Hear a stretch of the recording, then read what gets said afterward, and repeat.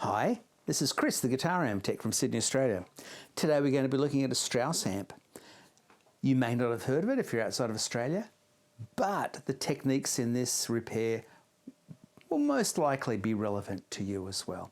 So go grab yourself a coffee, pull up a chair, look over my shoulder, and let's get started on this. And I'll have a double shot flat white. The American and British amps in the 50s, 60s, 70s were pretty expensive to bring to Australia. So it was the breeding ground for creative Australian manufacturers to come up with their own designs. Strauss was one of these. Then they disappeared and they've made a bit of a resurgence. I think it looks beautiful, but I don't think it's made in Australia anymore. Let's have a look. I think this looks beautiful. I love the burgundy trim.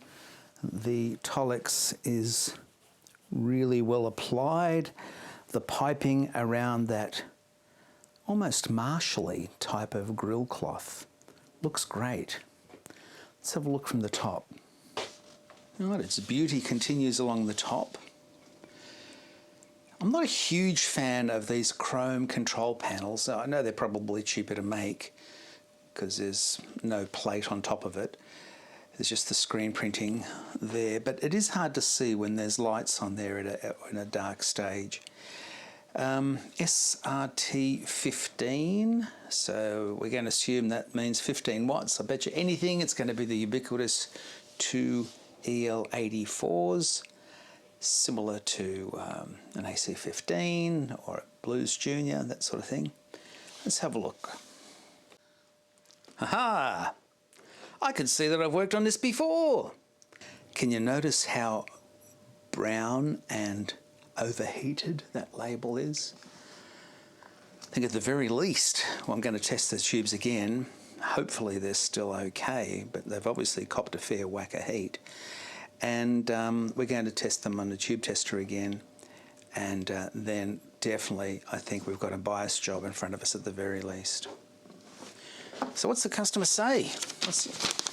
The owner says there's a crackle, and test the EL84s and change the bias if necessary. Couldn't have said it better if I said it myself. All right, let's pop this lid off. I think these are all going to be machine screws.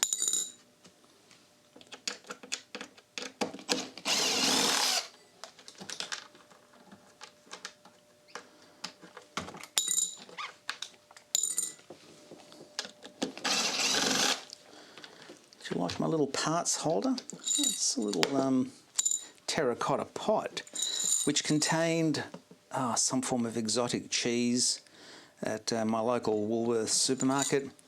I bought the cheese just so I could have that gorgeous little pot. What's this attached to? Oh, okay, that's a bit of an inconvenience. I can't take this off because the speaker socket is there. I'm going to take that off or else it'll be dangling. This is the back panel that speaker jack came off, and it says here ext speaker.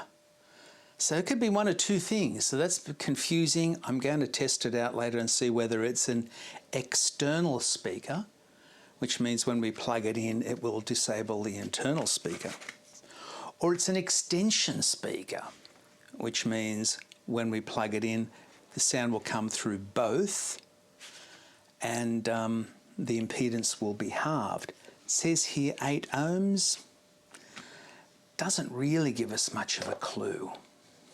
Because if it's a parallel connection, I'm assuming the internal speaker is 8 ohm. When we plug this in, it'll be 4. If it's external speaker, it wants us to plug in an 8 ohm, so the output transform will be perfectly matched. So, to make sure that that doesn't bump into something that I don't want it to bump into, I'm just going to wrap a bit of masking tape around there. And I'll use my ever faithful speaker adapter and use the internal speaker connections because that's how the amp was designed to work.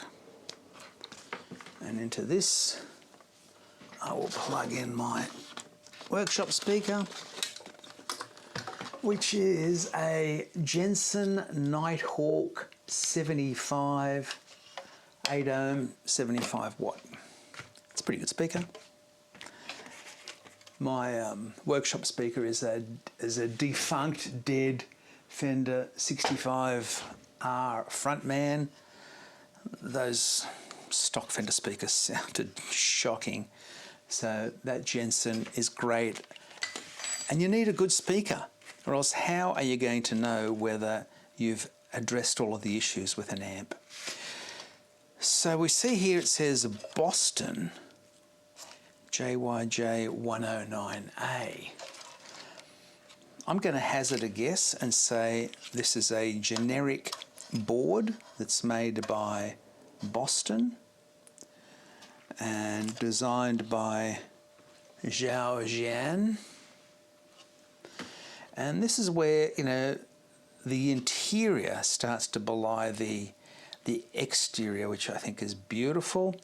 This has got really sharp edges, pretty ugly welds in there. They've been bothered to clean them up. And those edges, man, if that doesn't grab a bit of blood off me, it'll be amazing. All right, I think the next thing I want to do is I just want to test these tubes. They obviously copped a lot of heat since I last looked at this, and we'll just see how they've deteriorated. If they have, hopefully we can use them again, but that's looking pretty hot to me. You've seen me using this before. I use this thing several times every day. It's just been a godsend. EL84s, we're looking for a plate current range between 25 and 60 for a healthy tube, and a transconductance over 3,500. So, tube number 1, 36.1. Even though it's obviously been overheated, it's still measuring okay. Well, let's just see what the matching is like. Oop, it's gone down to 35.8. And this one,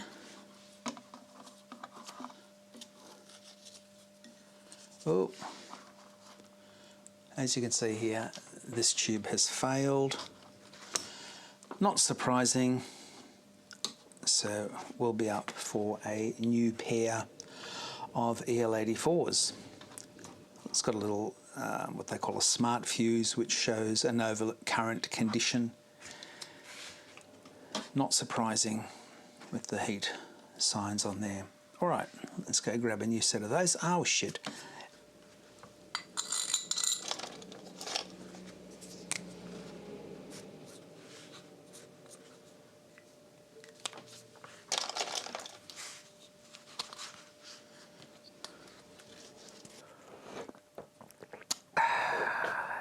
That's better. Seafoam green. God, I make good coffee. All right, well, we know that the bias on this must be stinking hot. That one's totally cooked. And the other one's also showing heat stress as well, but I think we can pretty much conclusively say that the bias is too hot, so we need to check that. But we can't even access the internet at the moment to see if there was a slim chance of finding a schematic for it. Today, one of our two major phone carriers has got a total blackout. So no internet, no phone. It is nice and quiet though, but I can't even find a schematic. So we're going to have to do things the old-fashioned way. So the first question is this a fixed bias amp or a cathode biased amp? We've seen the two EL84 configurations in both fixed and cathode bias. The cathode bias example, AC15. Fixed bias example, Blues Junior. So what's a difference between them that we can test? We can even look out for it with no power on. So if you can visualize a cathode biased tube, it's got the cathodes going through a bias resistor and then to ground. That same cathode will, on a fixed bias amp, is connected to ground. So we're going to measure between cathode, which is pin 3 on an EL84, to ground. If we're seeing a resistance, it's cathode biased. If we're seeing zero resistance, it's fixed bias. Then we might double check ourselves by putting in the new tubes. I've put in a set of JJs, matched. And we'll just check what the bias voltage is. So it's cathode bias, so we expect to see 0 on the input grids, control grid, which is pin 2. But we expect to see a positive voltage on the cathode of a cathode biased and 0 on the cathode of a fixed bias. Why are we wanting a positive voltage? Because we want the grounded grid to be negative compared to the cathode. So we need to make the cathode positive. If it was a fixed bias, we would see a negative voltage directly applied to the control grid. All right, enough of the yakety yak. Let's have a look. Pin 3, here's our two EL84s. Pin 3, this one looks easier. 1, 2, 3. We got 118 ohms. Wow, okay, so already we know that this is going to be cathode biased. So 118, the closest value for that's 120. So where's 120 ohm resistor? It'll be fairly large because that'll be dissipating the heat of both EL84s.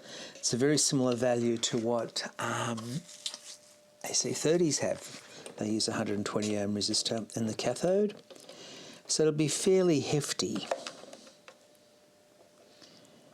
And there's resistors under here. Where's that track go? That track goes to there. And then it goes to there. Yes. I'm looking at, when I'm saying yes, I'm looking at the meter and seeing that it's still reading 118.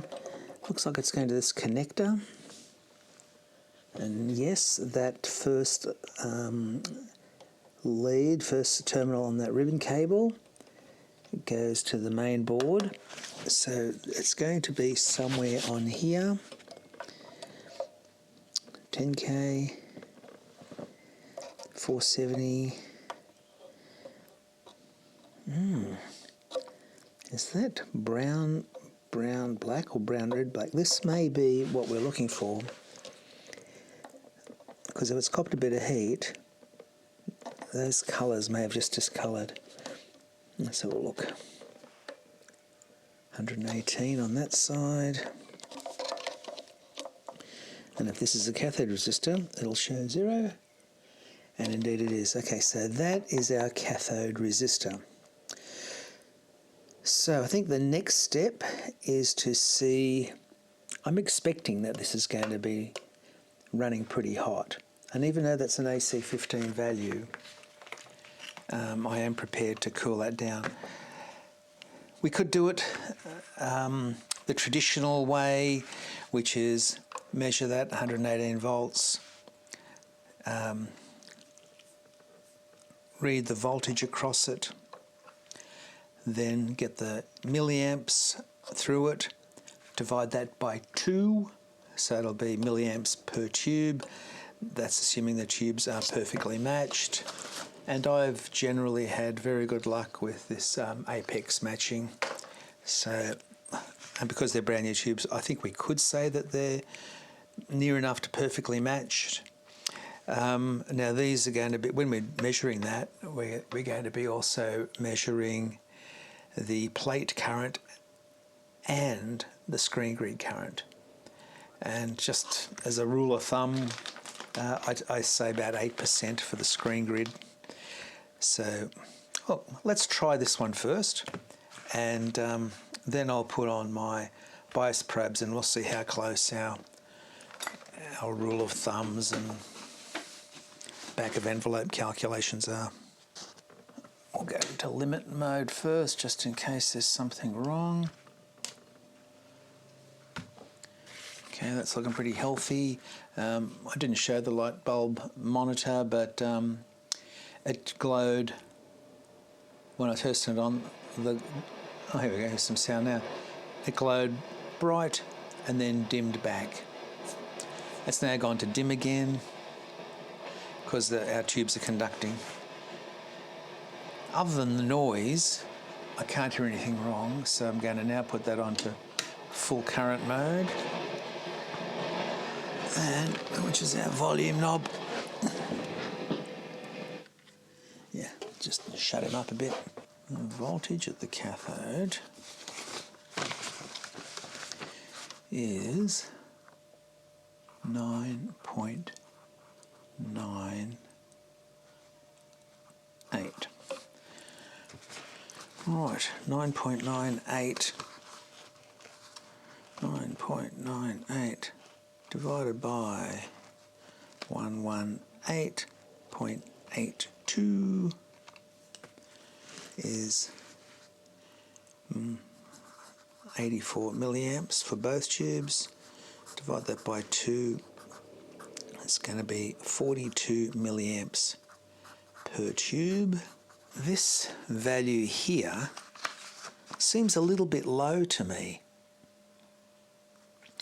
I'd be expecting a higher voltage, because this is basically our bias voltage to both tubes. I'd have been thinking more like somewhere between 12 and, well, I've seen them as high as 20, but typically it's say 12 to 14 volts. That's seeming a little bit low, which means our tube will be running hot. Why is it so? Because, why is it so? Who used to say that? Why is it so? Some physics professor that I used to see on TV, probably back in the maybe 60s or 70s. If you know who it is, can you put it down there? Because it'll plague me now. Why is it so? Okay, plate, you're going to be on pin 7.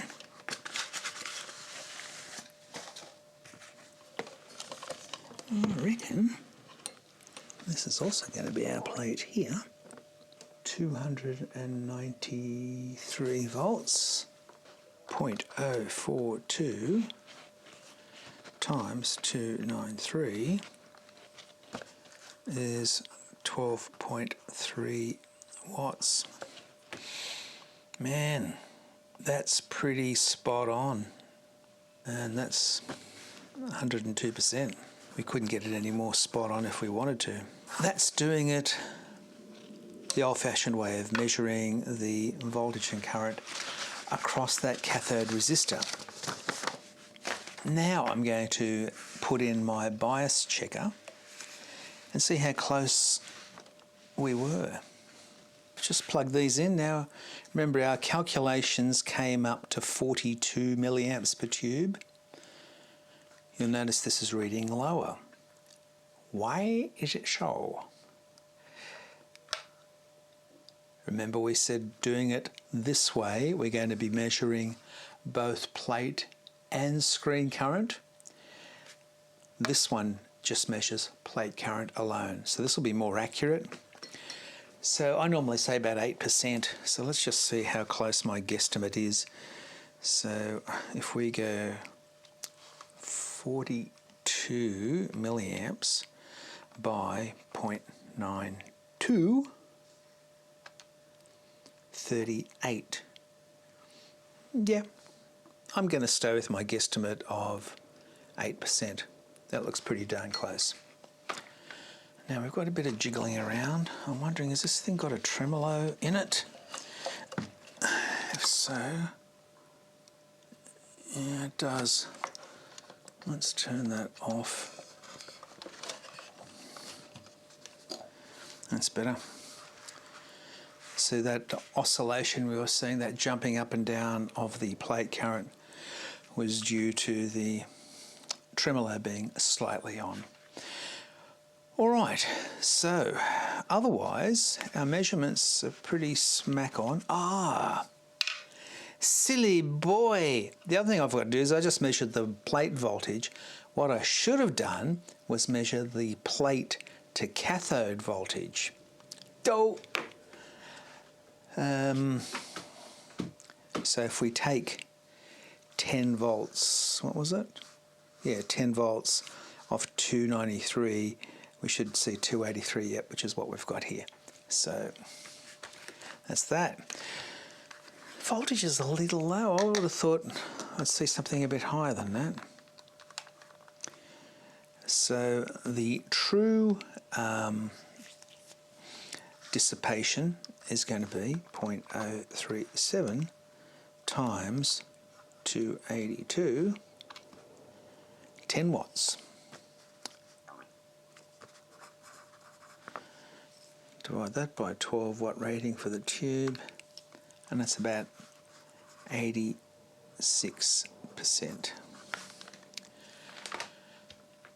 I'm not going to change that bias resistor. I'm going to leave it just as is. We know that's okay. Next thing I want to do is sort out this noise. Oh.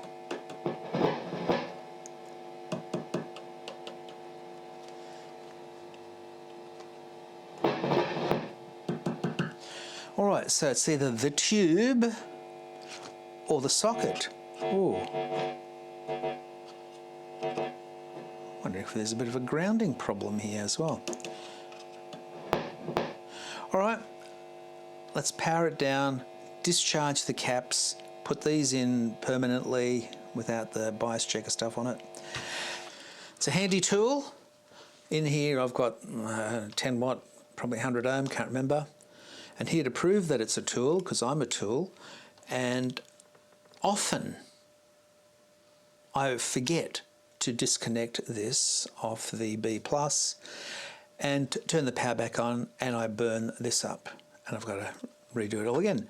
So I put a fuse in line about 3 years ago, and since then I have never forgotten to leave it attached. So it's the umbrella situation. If you walk out with no umbrella, it will rain. Actually, I won't put that in yet. I'm going to clean those pin sockets. Going to give them a bit of a clean.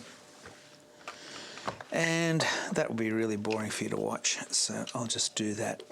Oh yeah, that's a nice tube in, hopefully that was in V1. I like the tube amp Doctor 5751s. So maybe I put that in at the last service, I can't remember. It's the sort of thing I would use because I'm a big fan of 5751s and not such a big fan of 12AX7s. Oh yeah, let's get on with this discharging. And I reckon we can pick it up there, which is the other side of that spade connector.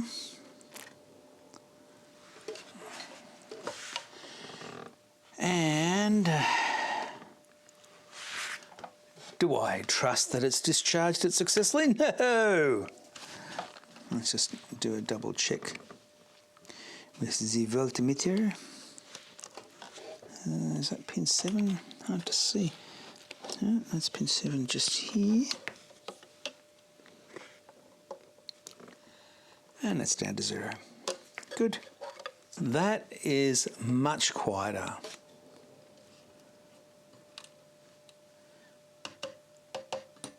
To the point where I think, is it even on? Yes, I can see the heater's on. I've got the speaker still plugged in, yes. So that's perfectly quiet. Reverb not plugged in.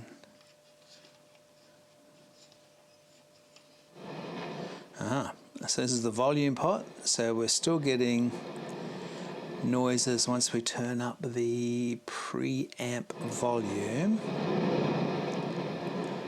So I'm going to put my money on a plate resistor.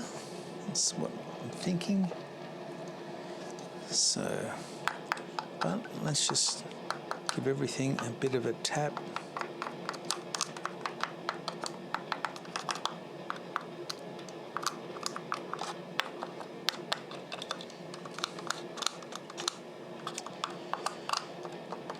Okay, that's looking all right. Now we've got more resistors on the underside here, and they are probably going to be... Oh, can't reach you there, fella. Oh.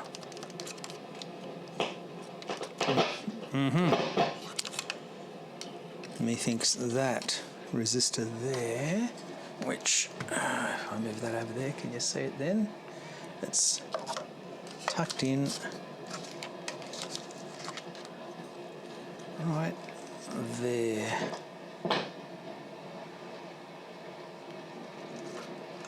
In there. So I'm going to do the easy one first.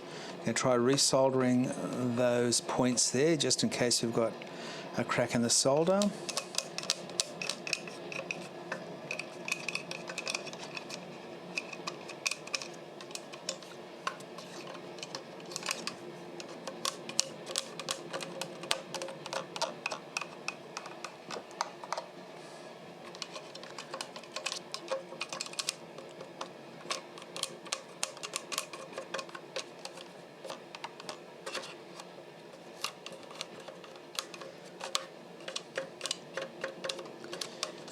Okay.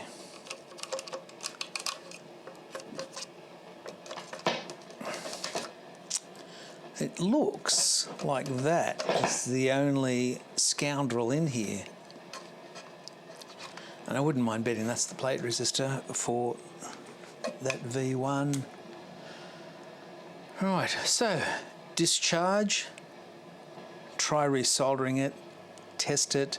If it doesn't work, then this board's going to have to come out so we can replace that resistor. Now, I'm not going to get my solder sucker, manual or electric pump in that space, so time to pull out the old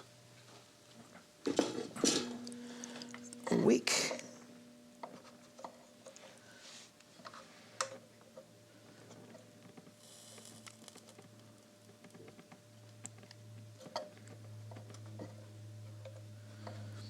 If you put a bit of flux on it, it just helps the wick suck a little bit better. Now, how's that look?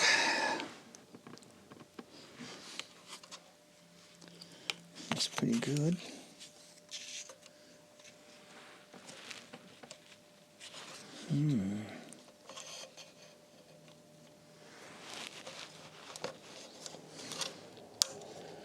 I'm wondering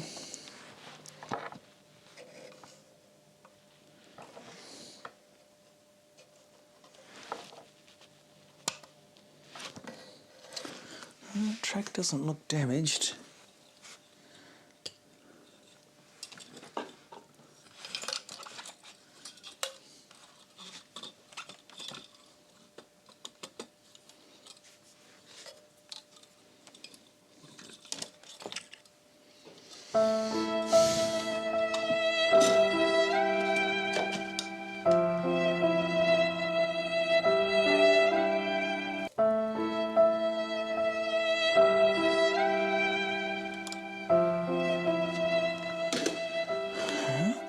That's good. They haven't been overly generous with the length of the leg to solder to, so I'll just push that up a bit there. Now, the test is, will that be enough? So that's actually, looks like it's coming off pin 3. Is it? Oh no, pin 1. which is, as I thought, the... No, hang on, I'm lying to you. It is, it's coming off the cathode. So it was a cathode resistor that was noisy. Let's see if that little hit of solder was enough to quieten it down. Hopefully, or else that board's going to have to come out. You see? This is very good wick. Very good. Very good.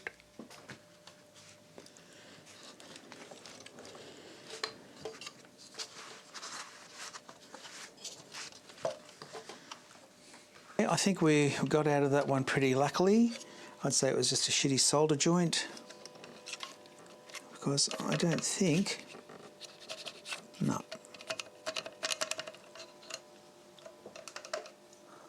That's as solid as a rock now.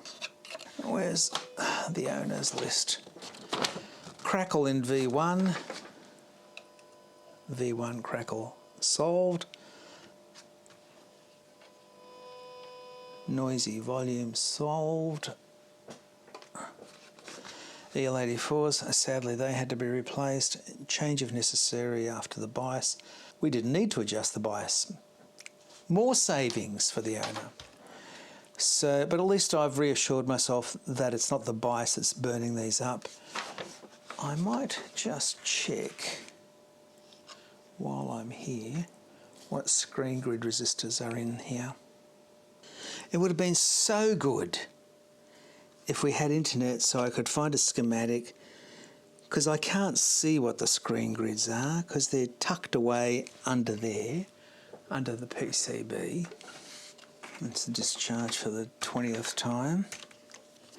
And we know the screen grids are coming off pin 9. Pin 9, let's go to that solder connection there. I'm not thinking that's a resistor, and that's brown, black, brown. Pretty sure it's brown, black. Make sure that's fully discharged, because I don't want to damage my meter, because the screen is going to have what, the second highest voltage in the amp, third highest after power transformer, plate, screen.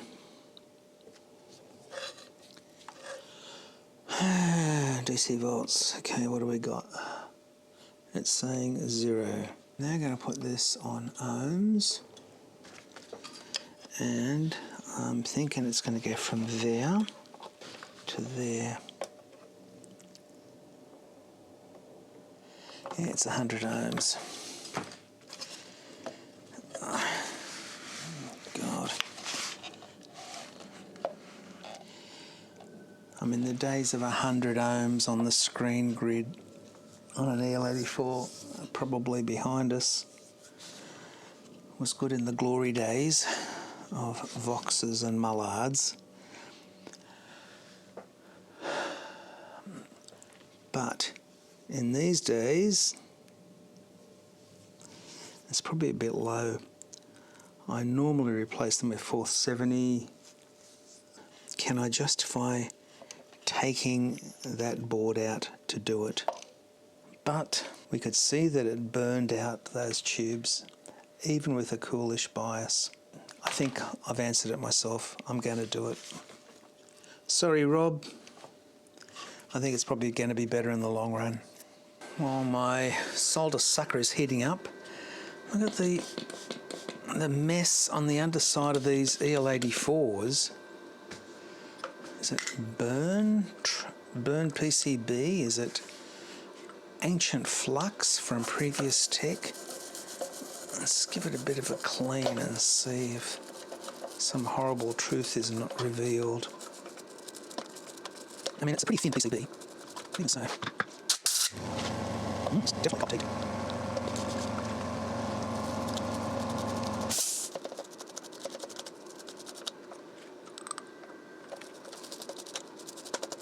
think I'm going to hit all of these with some fresh solder.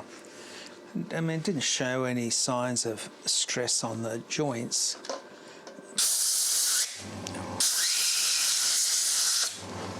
But they've obviously copped considerable heat.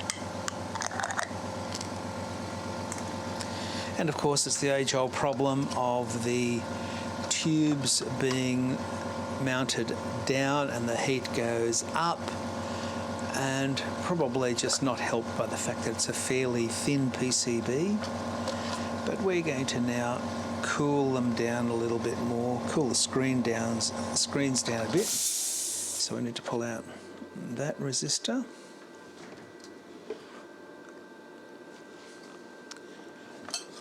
Where the flux are you? Here you are. I just love these little flux pins. It's that one. And that one. Ugh.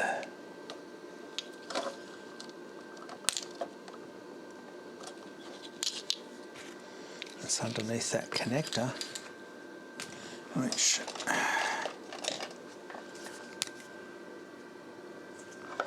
I'm just going to do that and that.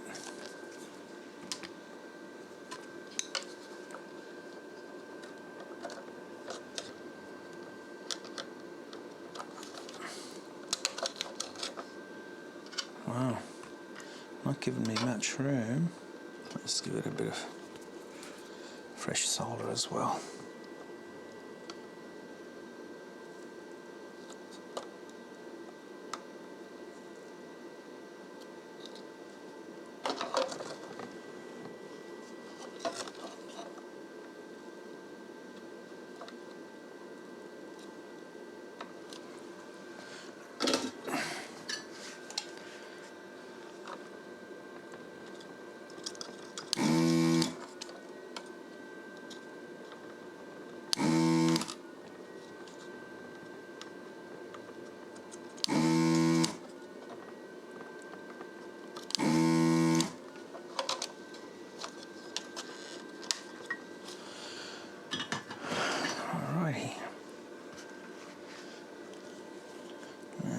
Holes nice and clear.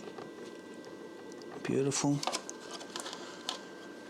Alright, so I'm going to use, that look like 1 watt.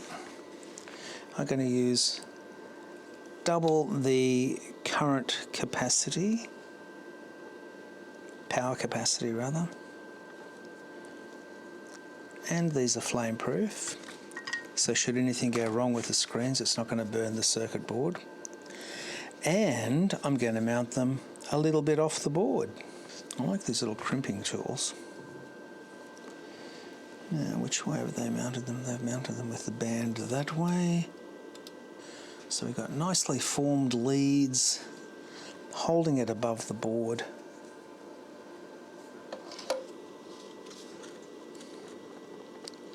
Just give those legs a little bit of a kink.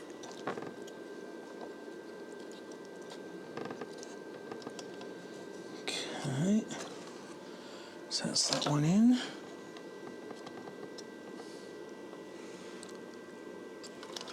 Gut.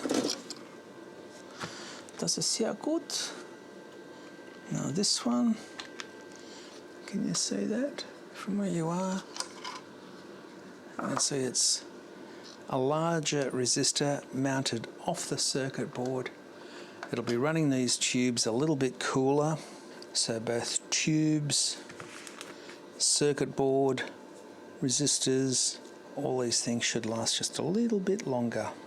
I'm pointing the same way so it can be nice and neat.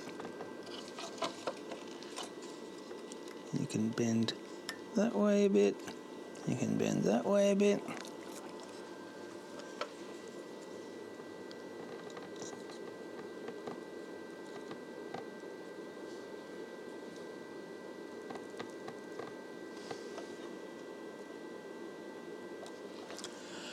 I'm happy with that.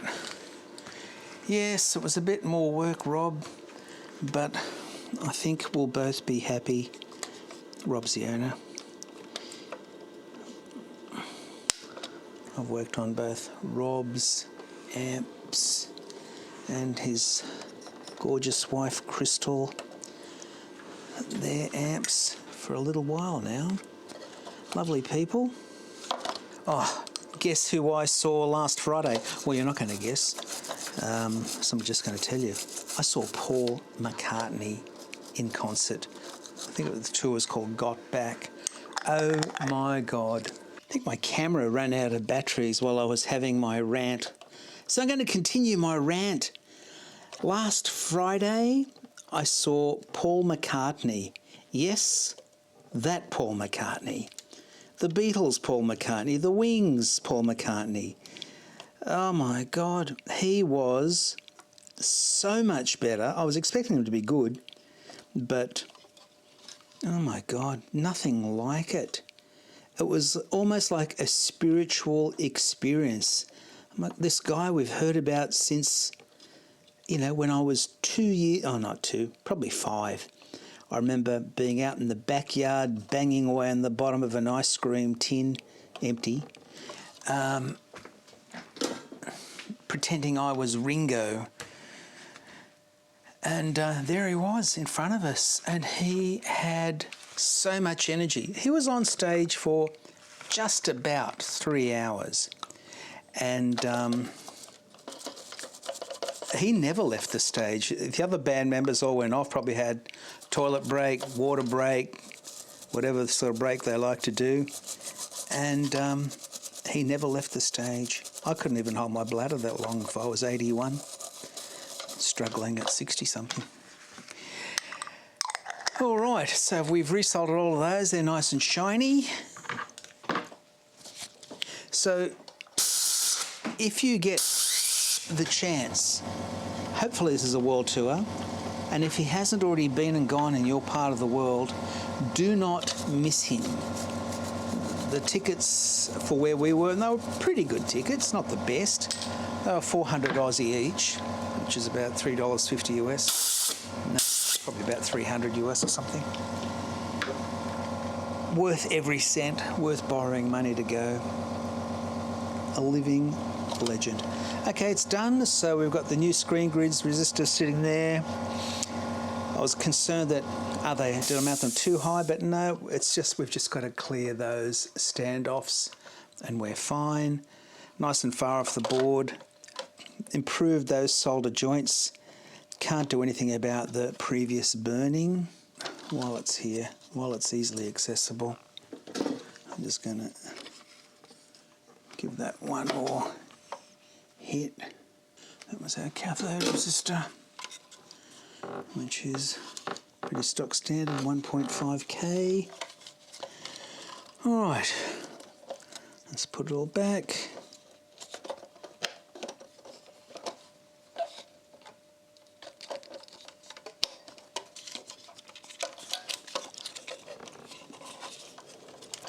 Oops, got to get this on. Get it on.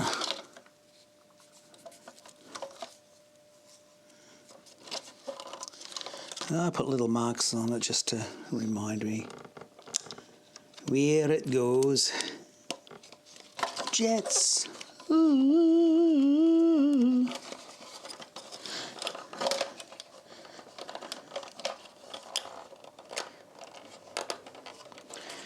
Man.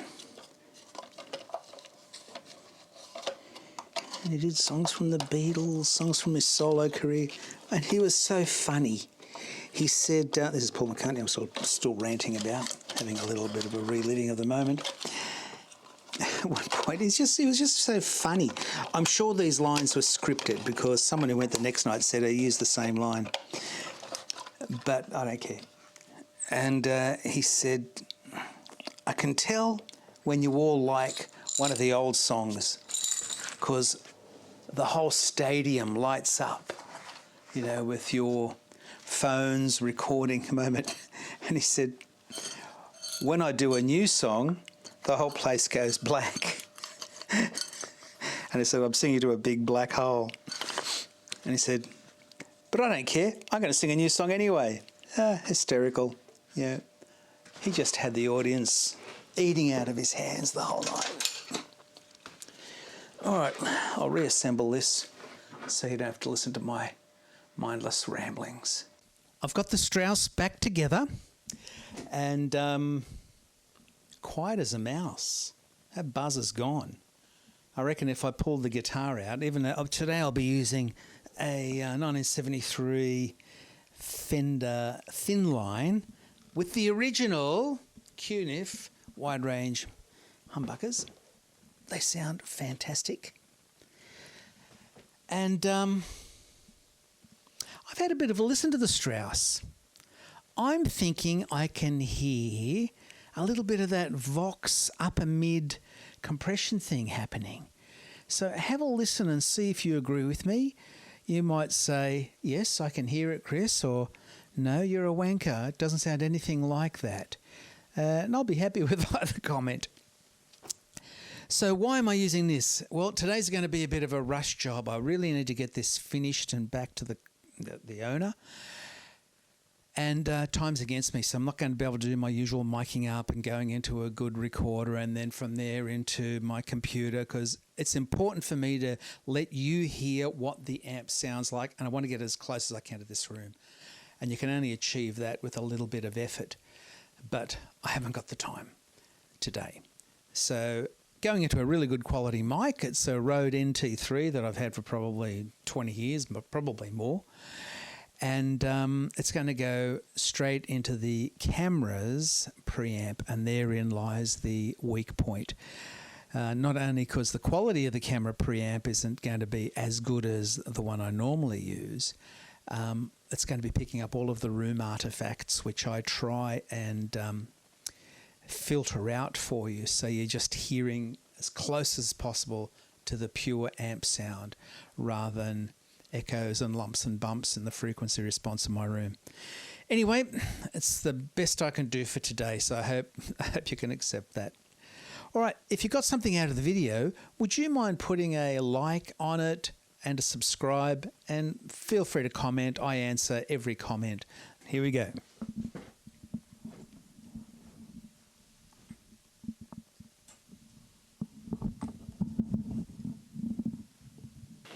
Oh, I've got the amp set on volume 5 out of 12, and tone, it's just got a single tone knob, and that's on 11 out of 12. I've got no reverb and no tremolo.